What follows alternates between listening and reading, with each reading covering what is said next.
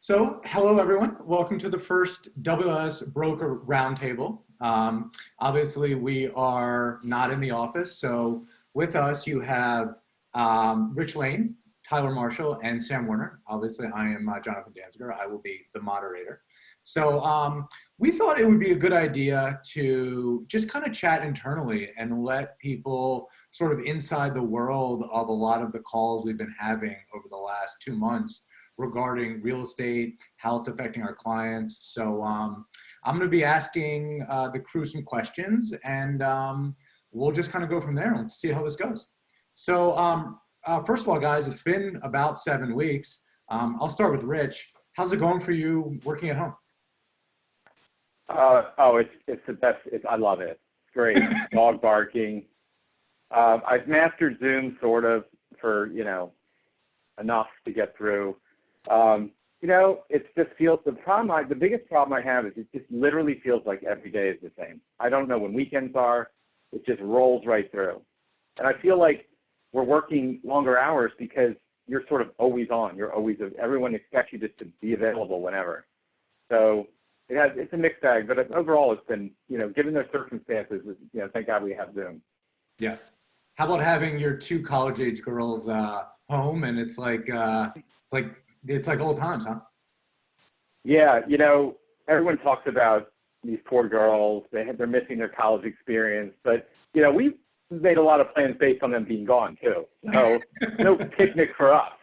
But we actually have our first Lane family meeting Sunday because things just got a little out of hand. So we had to convene as a group and sort of set some boundaries and some rules, and everything seems to be running smoothly now.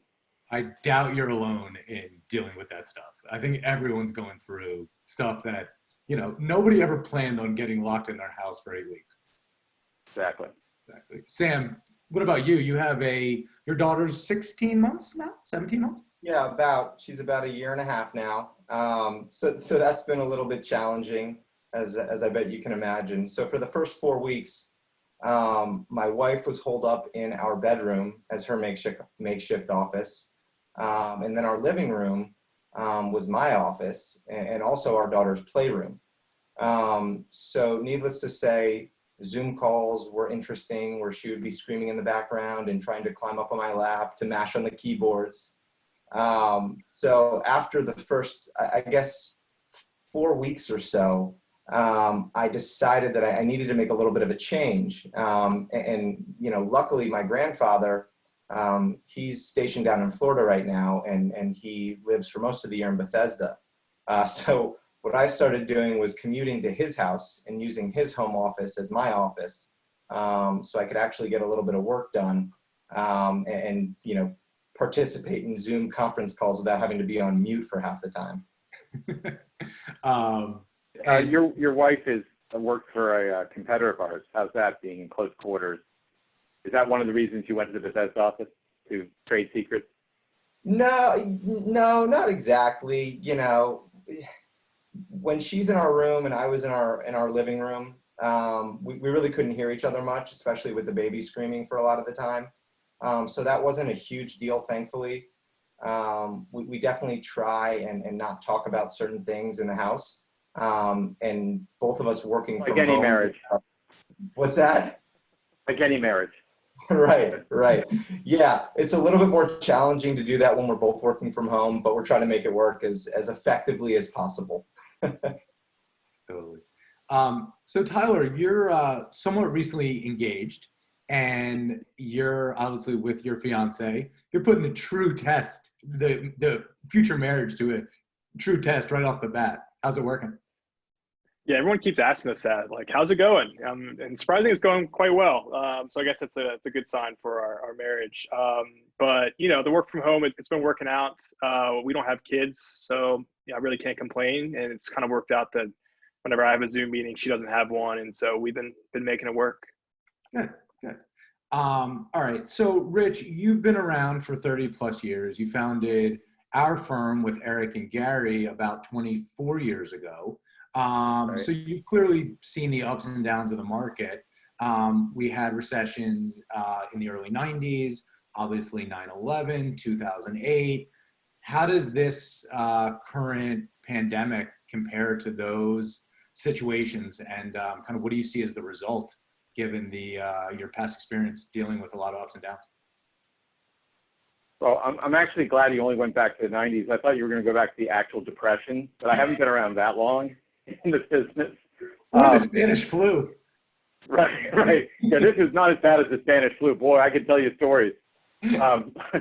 But you know, I see this as actually without going through each one individually, they all sort of had their trademarks.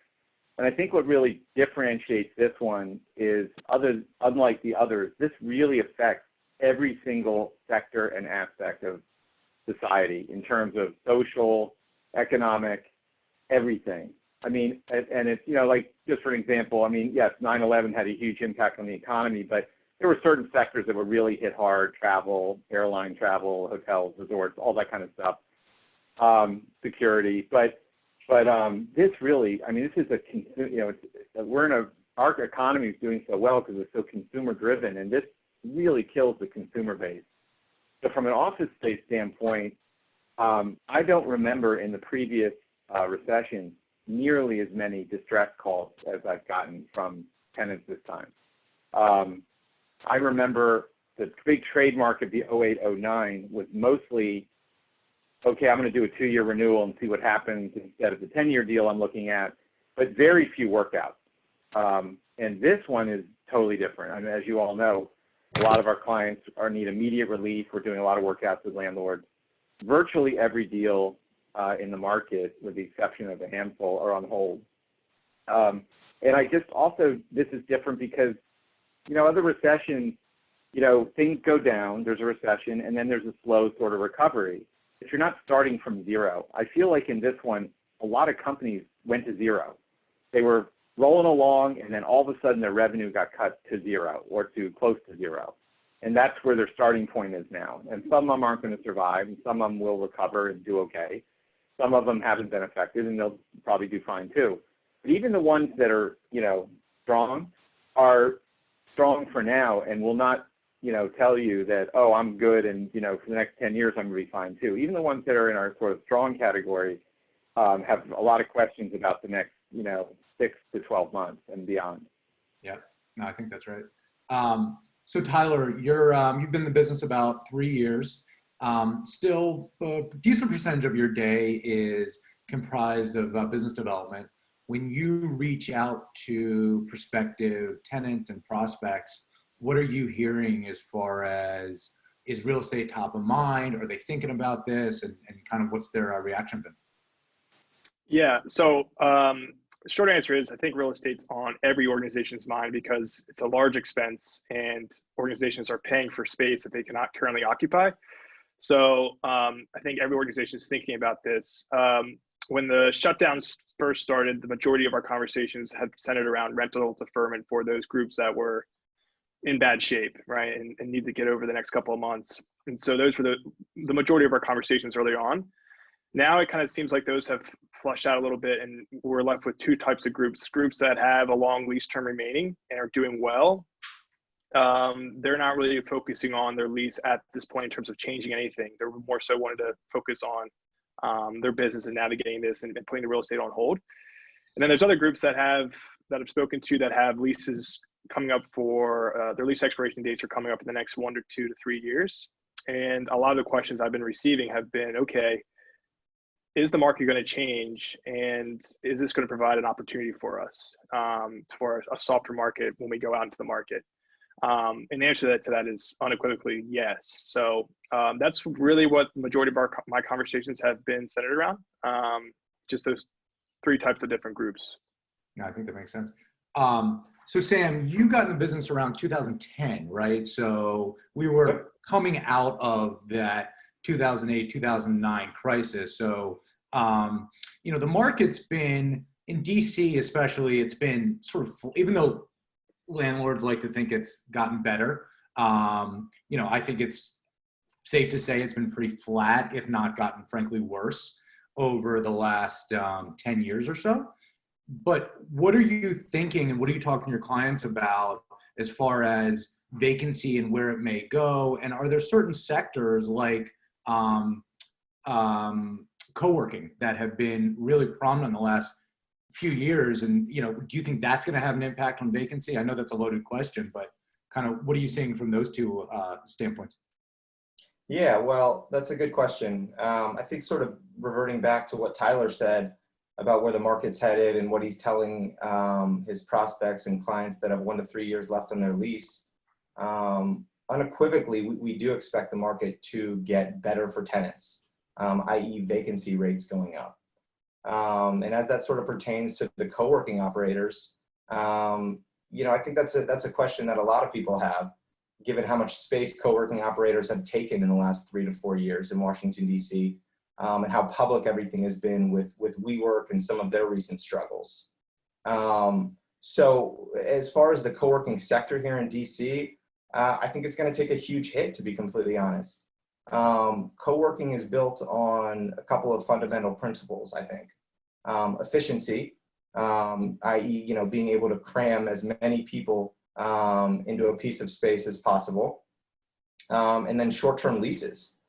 So with everything that has transpired and new social distancing standards, people deciding to work more remotely, co-working operators are really going to have to figure out how they can remain profitable without being able to cram the same amount of people into a space as possible. And that's going to be a tough challenge for that industry. I think the other thing is unlike conventional leases, which are normally around 5 to 10 years, the majority of tenants in co-working spaces sign leases that are less than a year. So they're not obligated to pay rent for extended periods of time if they decide that they're going to work remotely until there's a vaccine or until they feel comfortable going back to the office.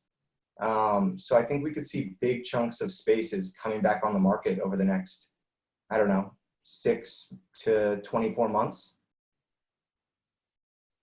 Yeah, I totally agree. Someone texted me the other day when people came up with the idea that office space as a subscription model, i.e. 30 days, some people didn't take into consideration you can cancel subscriptions.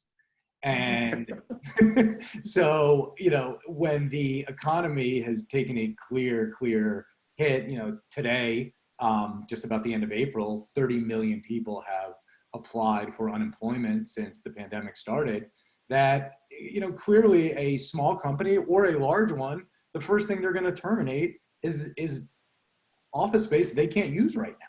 So it's not surprising that WeWork and Convene and Notel and so forth are in a tough spot, especially given their unprecedented growth over the last couple of years. So, I think the concept I think is going to work, but it's not clear, how much of it is here to stay. Yeah, I think that's right. I think co-working is definitely here to stay. Obviously it was around before COVID-19 and it'll be around after. But some of the organizations that aren't backed and don't have the financial security as much as some of the bigger co-working operators, they might not be around. Yeah. Rich, when we first started this conversation, you mentioned, just as all of us are, that you have tenants that unfortunately are not able to pay their rent right now. What advice are you giving them, and have you found landlords to be somewhat responsive and willing to give some deferments or some sort of break to some of your clients? So in talking to, dozens, and this is just not mine, but all our clients over the last 3 or 4 weeks, they sort of come into one of 3 categories. Either they say, hey, I'm good, this year looks okay, not so sure about next year, but I'm okay for now. Second category is, I'm good for the next 3 to 4 months, and then I'm really unsure. And the third category is, I'm on fire, help me, I need help today, and it's, I may not be around. So for those in that situation, we're absolutely doing a lot of workouts and trying to help them. And we're seeing landlords, I'd say by and large, it's kind of mixed bag, but I'd say by and large, they're at least, having the conversation and trying to be cooperative. We understand the pressures that are on them as well. But for those clients, we're telling them, obviously they need to get something right away, but we're also telling them to engage as soon as possible.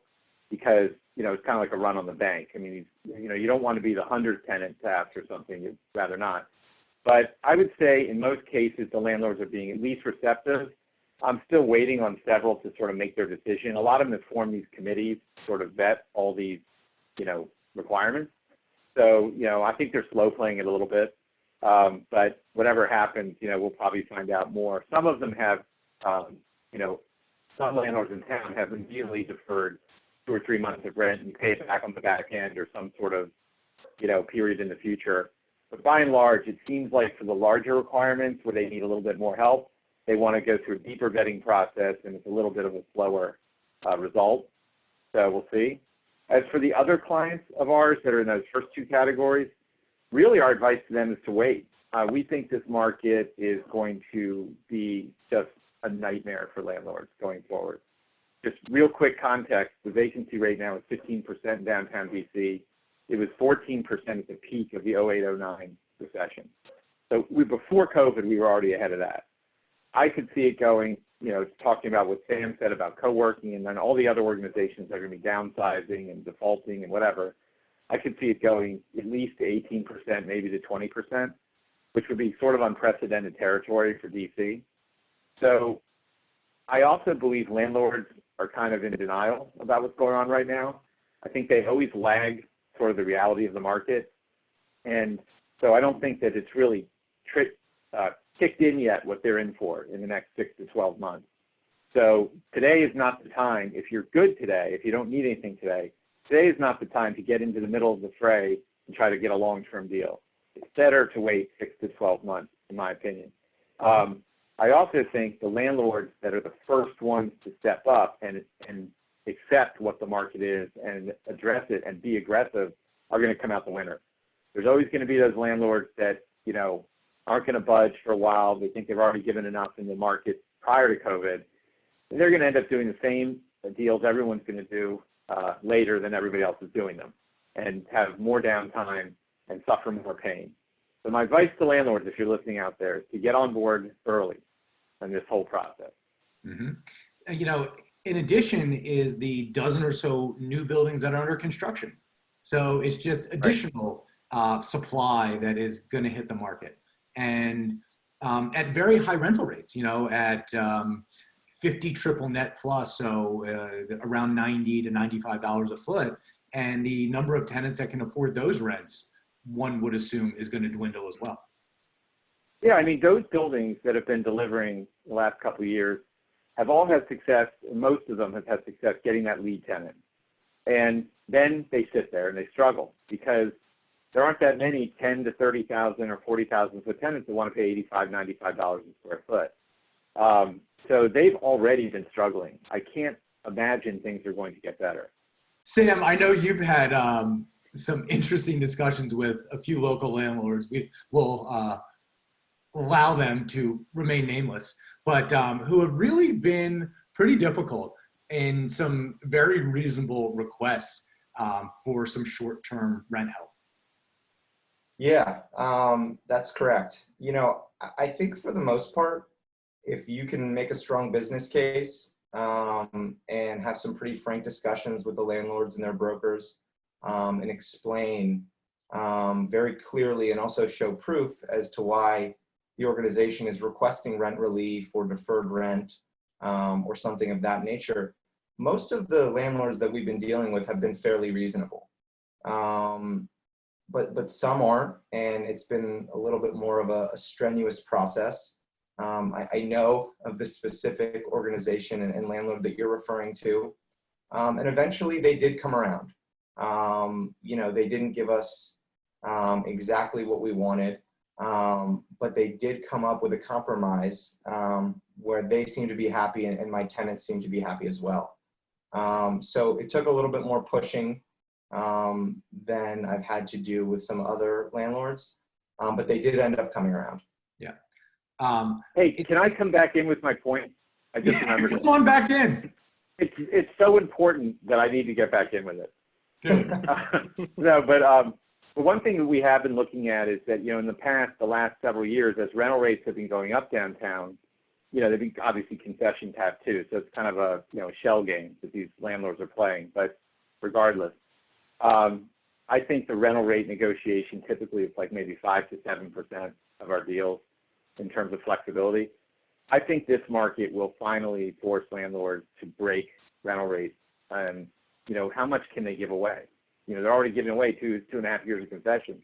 Can they give away 3.5 years? So I could see that whole trend of these sort of, you know, escalating rates break, and that would really, I think, bring the market more in balance. Because as we all know, there's buildings out there that are priced, you know, $5 to $10 where they really should be. And once those concessions run off, the tenants look down and they've got this, you know, they're really overpaying for the building. So I could see that bringing the market back into a little bit of, at least especially in the sort of commodity Class A space, the second generation Class A space. Maybe not so much the trophy. To that end, you know, CPI right now is like 0.01%. And the market escalation in DC has always been 2.5% to make up for an increase in CPI. And one could really argue that 2.5%, which has typically been somewhat of a holy grail, maybe it's not anymore. And that is not just going to be the standard. Yeah, I think that really, and I think almost that you asked earlier about how this differs from the different recessions. I think each recession triggers, you know, kind of a new way business is done in general, and in our case, office space and leasing. And I think everything's on the table for leases going into the future. I think lease flexibility will be as important as concessions were in this last run-up we've had.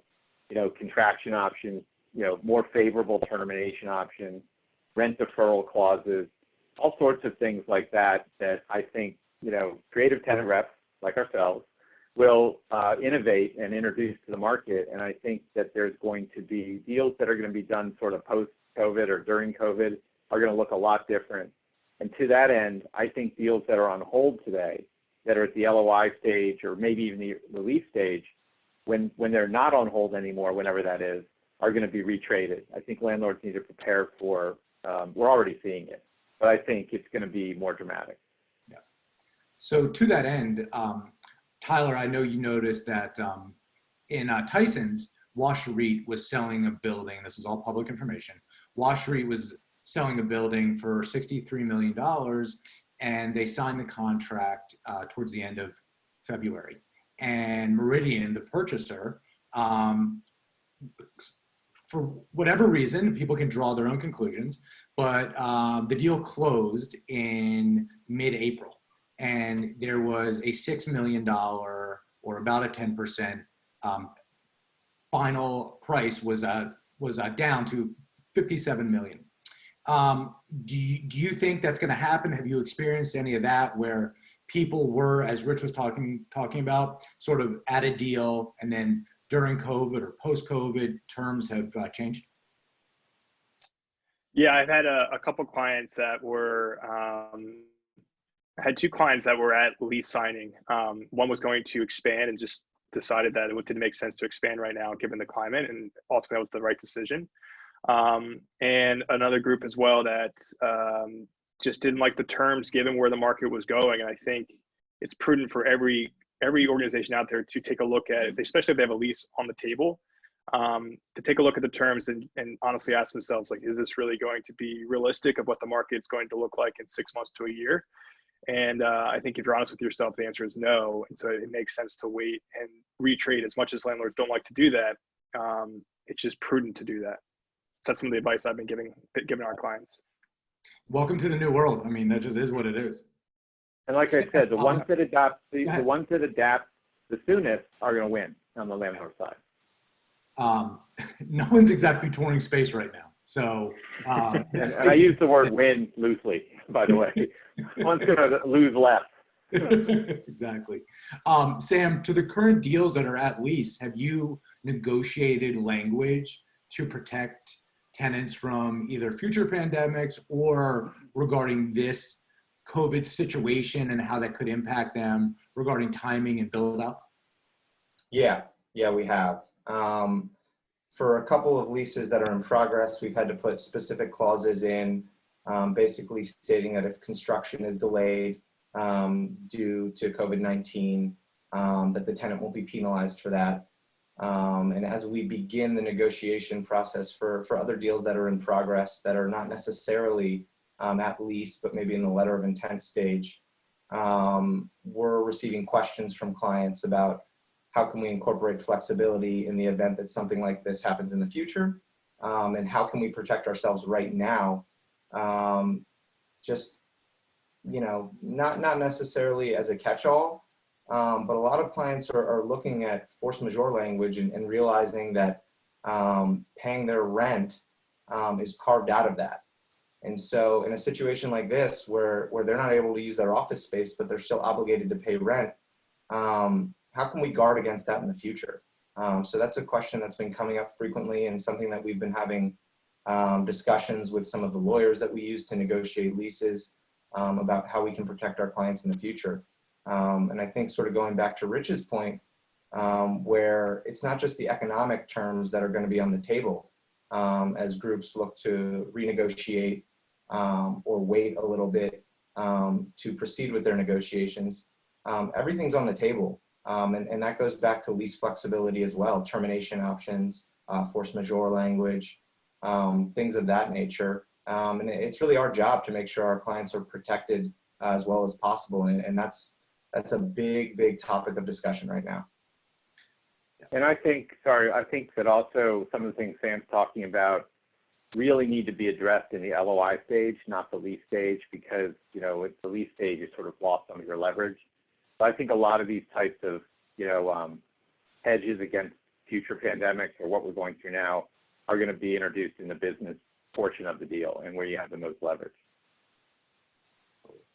To that end of what Sam was talking about clients asking about that, what are they asking you about layouts and things maybe they should consider moving forward? I know I've had a lot of my clients asking about how social distancing going to impact how we've always been, told to be as efficient as possible. And, real estate is so expensive. So obviously the less amount of space you can take, the lower your rent is. Have you guys had clients asking you, and what advice have you given them? And maybe what have you also heard from your clients, things that they're thinking about once this reopening does finally happen? That's a free-for-all, jump ball? That's a free-for-all, anyone jump on in. All right, I'll start. We're hearing all sorts of different things from our clients about what they're doing, many of which have been written about and published, about spacing and working in shifts and alternative days and things like that.